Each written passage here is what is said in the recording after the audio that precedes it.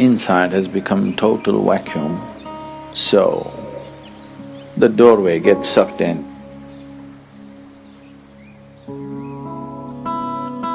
Another way of opening the third eye is you contain everything inside.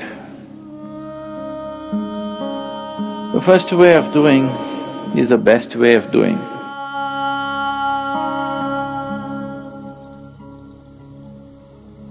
The most significant aspect of Shiva is that he opened his third eye. All the other things, he danced, he meditated, married twice, did so many things, that's not the thing. He opened his third eye. It's only for that we remember him even today. For that, even today, after thousands of years, we still bow down to him. Because there is no substitute for knowing. There is no substitute for knowing means.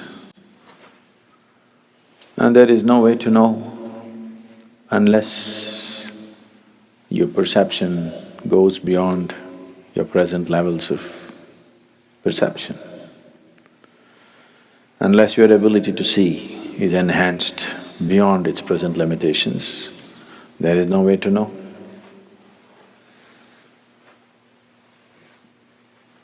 To know is to be free.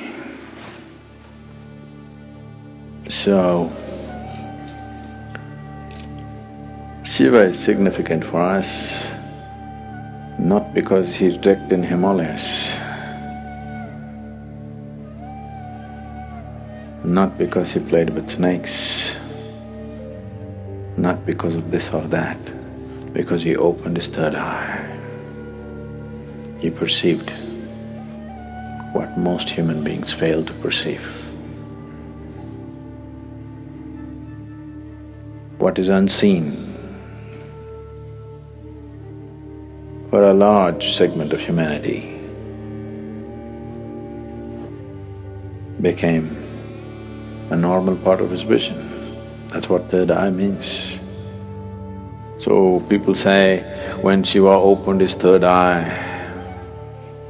it was a fiery process, fire came out of it. Why they're saying fire is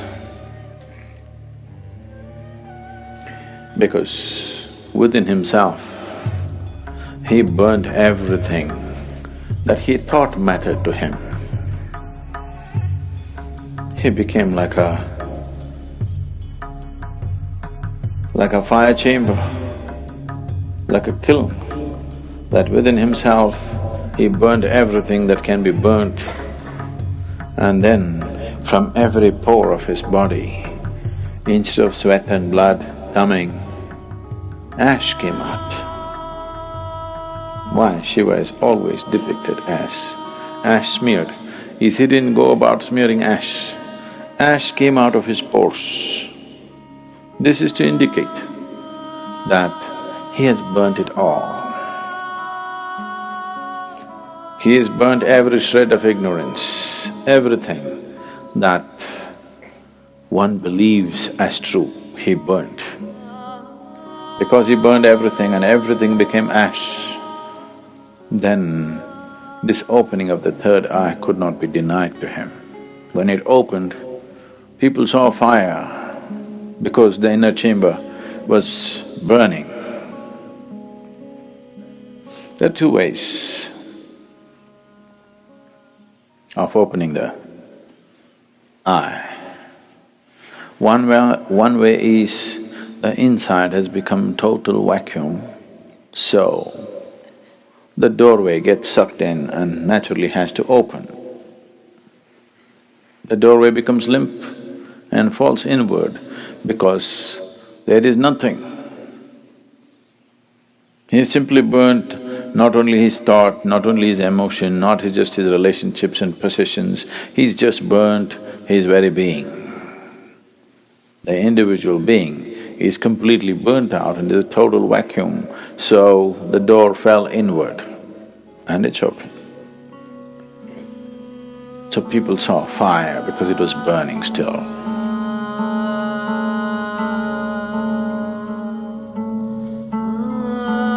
Another way of opening the third eye is you contain everything inside.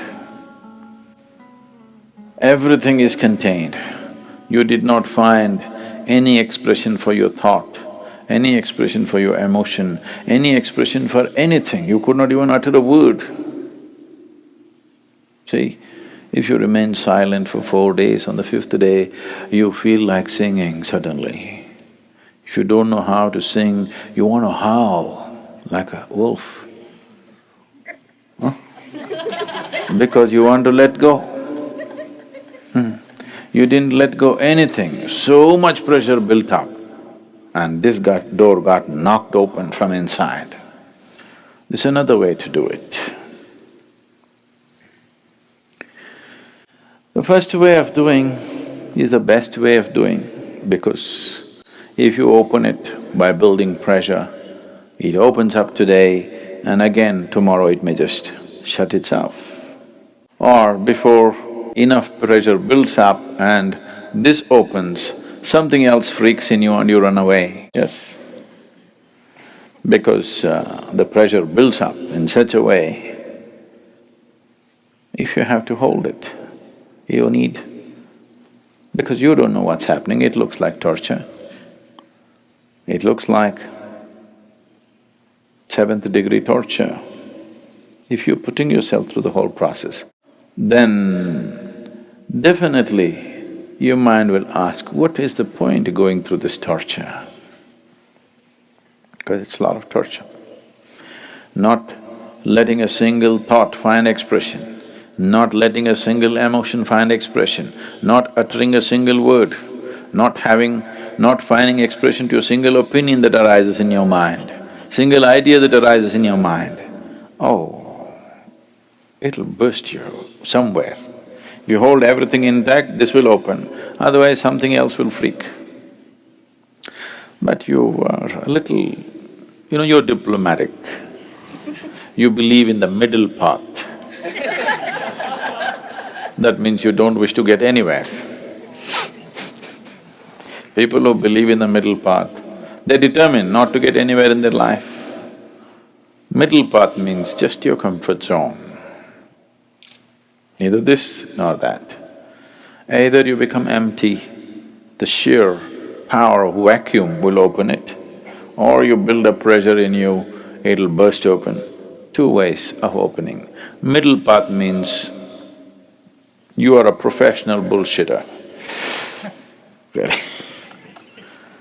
Full-time bullshitter you are, not professional. Profession means they do it only part-time, right? They do it only certain times of the day. It doesn't matter where you go, you do your own stuff. Middle path. Middle path is a way of not getting anywhere, and after some time thinking, this doesn't go anywhere. Right now you're walking on the street, suddenly you found a big rock, there are only two ways to go, either this way or this way. This way a tiger is growling, this way there's fire burning. You think the best thing is middle path, that is to go into the rock. Obviously this is not going to go anywhere. This will give you good exercise for some time. If you try to go into the rock, it's a good exercise, really, it'll build a lot of good muscle if you take the middle path. It's just that you don't go anywhere.